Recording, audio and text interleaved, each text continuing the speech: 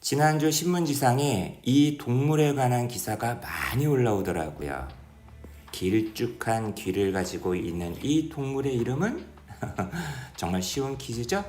바로 토끼입니다. 안녕하세요. 딱 한 페이지 영어문서의 윤재나입니다.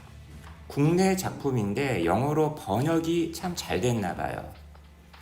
영국의 문학상이죠? 부커상 국제부문 최종 후보에 올랐다.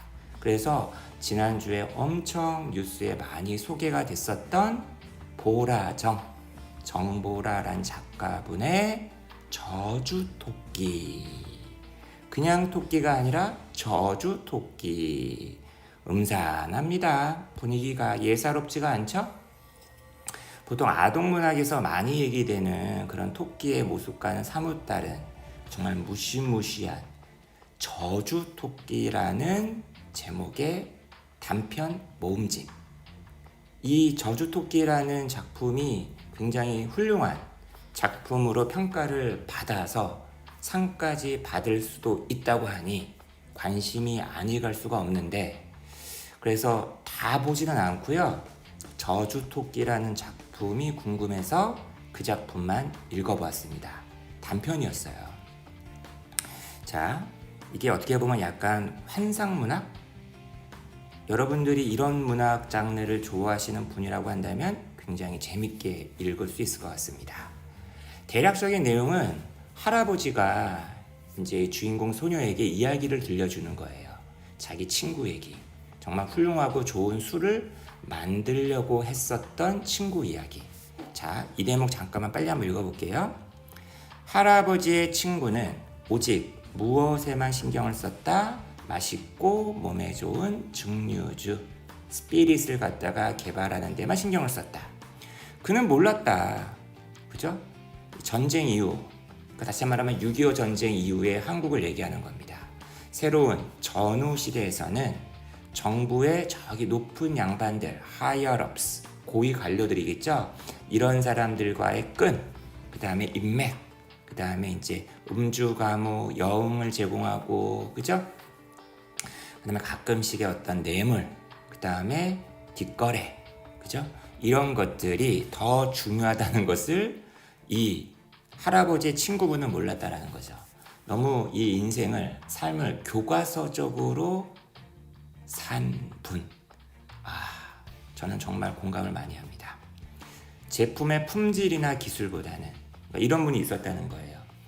최근에 제가 그 유재석이 진행하는 유퀴즈라는 프로그램을 본 적이 있었는데, 거기서 이제 응급실 의사분들이 제일 좀 힘들어하고 어려워하는 어떤 그 환자분들이 술 마시고 오신 분들이라 하더라고요. 그러면서 그 의사분께서 아니 왜 이렇게 소주를 많이 드시느냐. 소주는 솔직히 얘기해서 공업용 알코올에다가 인공적인 맛만 첨가한 건데, 그러니까 막 유재석이 되게 당황해가지고 이건 의사 개인분의 의견일 뿐입니다. 막 이렇게 막 무마를 하던 그 장면이 떠오르네요.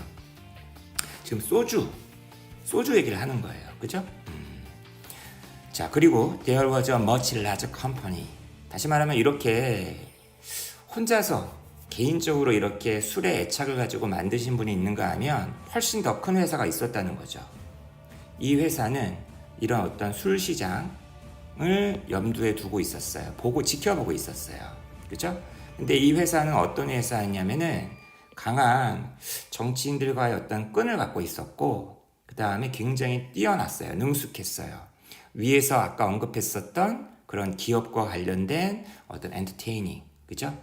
막 이렇게 사람들 접대하는 거 있잖아요. 그죠? 접대. 이 회사는 had a goal. 이 goal이란 단어가 뻔뻔함, 철면피 이런 뜻입니다.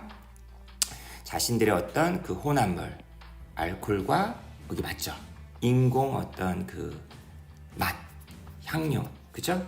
이것을 국민의 어떤 술, 국민 음료수 아니면 음료주, 그죠? 그다음에 전통의 맛 이런 것으로서 광고를 하는 어떤 뻔뻔함을 갖고 있었다. 이 대목이 참 재밌어요. 비꼬고 있는 겁니다. 그들은 신문과 텔레비전에다가 합법적인 법에 딱 들어맞는 적법한, 불법은 아니죠. 그런 광고를 때렸습니다. 그죠? 그러면서 동시에 뭐를 했다냐면은 이것과 나란히 별도로 비방하는 어떤 캠페인을 갖다가 조직을 했다는 거야. 다시 말하면 정직하게 술을 만드는 사람을 막 비방을 하는 거죠. 뭐라고 거짓말을 갖다가 퍼뜨렸냐면은 우리 할아버지 그 친구분의 어떤 회사가 도리어, 그죠? 보세요. 이런 공업용의 어떤 알코올을, 그죠? 혼합을 해가지고 자신들의 어떤 술 속에다 넣었다. 이런 식으로 이제 비방하는 어떤 홍보를 했다는 겁니다. 그 회사에서는 주장을 했습니다. 야, 저런 술 마시는 사람이라면 누구든지 눈도 멀게 되고 다리도 절게 되고 심지어는, 그죠? 독사를 당할 수도 있다. 그죠? 독이 중독이 될 수도 있다. 이제 이렇게 이제 얘기를 했다는 거죠. 당연히 할아버지 친구분의 어떤 그 술의 판매량은 곤두박질 쳤습니다. Take a nose dive. 코부터 떨어지는 어떤 다이브. 굉장히 유명한 말이죠. 그의 공장은 운영을 멈추게 되었죠. No matter how. 그죠? 자신의 회사가, 그죠? 그 자기보다 좀 더 큰 그 라이벌 회사에 의해서 퍼뜨려진 그 거짓말을 아무리 여러 차례 부정을 하고 부인하고 저희는 그러지 않습니다라고 할지라도 소비자들은 믿었겠어요? 안 믿었겠어요? 안 믿었겠죠. 할아버지 친구분은 자신의 회사의 어떤 제품을 갖다가 카메라 앞에서 마시길 원했어요. 증명하려고. 얼마나 자기의 술이 안전한지를. 하지만 어떤 방송사에서도 그를 갖다가 방송에 내보내고 싶어 하지 않았다는 거죠. 왜? 약자니까. 더 큰 회사 눈치를 봐야 되니까. 그죠? 당시에는 인터넷이라는 것도 없었다. 그죠? 그가 턴투할 어떠한 것도 없었다. 인터넷이 있는 요즘에도 이런 일이 있지 않을까요? 그죠? Once he was shown by the newspapers and television. 신문사들과 텔레비전에 의해서 기피가 되었을 때 의존할 어떤 그런 것도 없었다는 거죠. 그는 법적인 어떤 의지할 것도 없었다는 거예요. 왜냐하면 자기는 어떤 전화 어떤 대화라든지 이런 걸 기록할 수도 없었고, 그 다음에 당시에는 텍스트 같은 것을 갖다가 뭐 메일 같은 거 갖다가 카톡 주고받은 거 갖다가 스크린샷 할 수도 없었을 테니까. 요즘이라고 뭐 이런 게 있어도 되나? 그죠?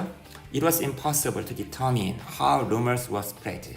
이런 소문이 근거 없는 낭설이 어떻게 퍼지는지를 갖다가 디터민할 어떤 방도가 없었다는 거죠. 당연히 법정에서는 이렇게 판결을 내렸답니다. 슬렌더, 비방도 없었고 라이벌, 명예훼손도 없었어 라고 판결을 냈다는 거죠. 내 할아버지의 친구분은 결국에는 빚더미에 빠지게 되었죠. 바로 자기의 사업, 그 다음에 이렇게 법정 소송에서 비롯된 어떤 빚. 쪽지를 남겼다는 거예요. 가족에게 사과를 하면서. 그리고 목을 매달았습니다.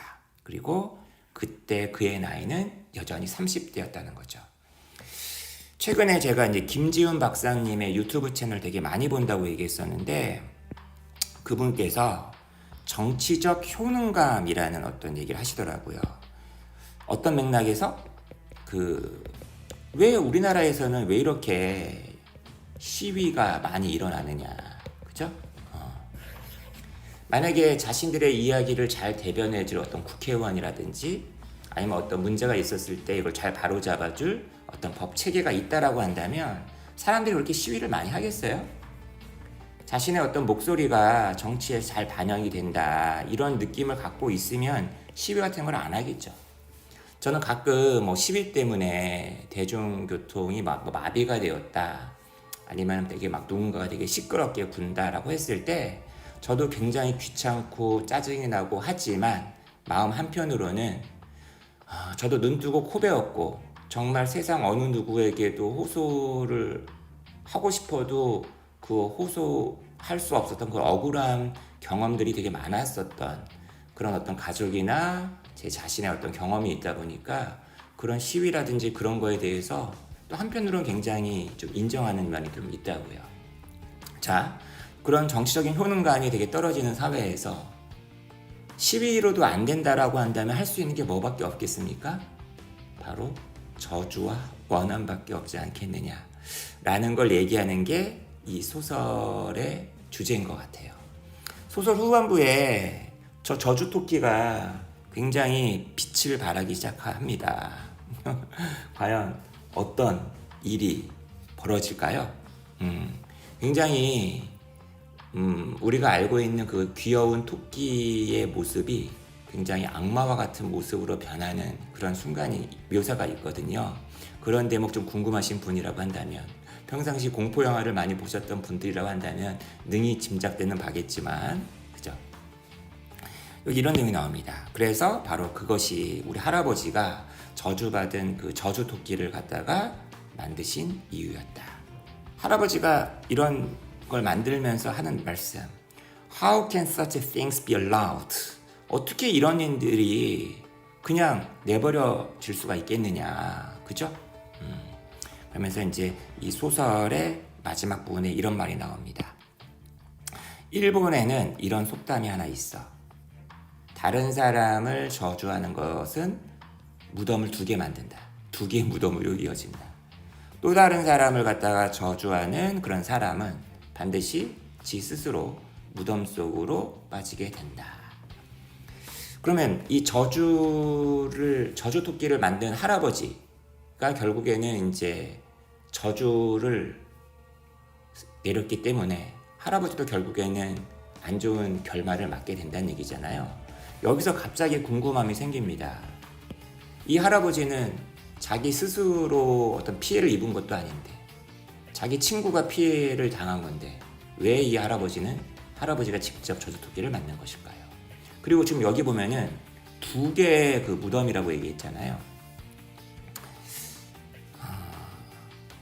우리가 인생을 살면서 우리가 항상 약자고 피해자라고 생각을 하는 경향이 좀 없지 않아 있지만, 혹시 우리가 아까 그 대기업처럼 우리도 모르게 누군가를 컬스하는 일이 있을 수도 있지 않을까요? 아까 분명히 그 큰 회사는 분명히 적법한 어떤 시장 경제에서 살아남기 위한 경쟁을 했을 뿐이잖아요. 가끔 이런 생각을 해봐요. 가끔 저랑 가까운 누군가가 저랑 대화 중에 왜 이렇게 부자들을 싫어하는 거야? 저한테 그런 얘기 하더라고요. 저는 내가 그렇게 부자들을 싫어했나? 이런 거죠. 이렇게 악다구니 같은 이런 세상 속에서 성공을 하고 윗자리를 차지하고 있기까지에는 얼마나 많은 눈에 안 보이는 피가 있었을까? 그게 적법한 피 흘림이든 불법의 피 흘림이든 간에, 설령 적법의 피 흘림이라 할지라도 피가 누군가는 흘렀을 거 아닙니까?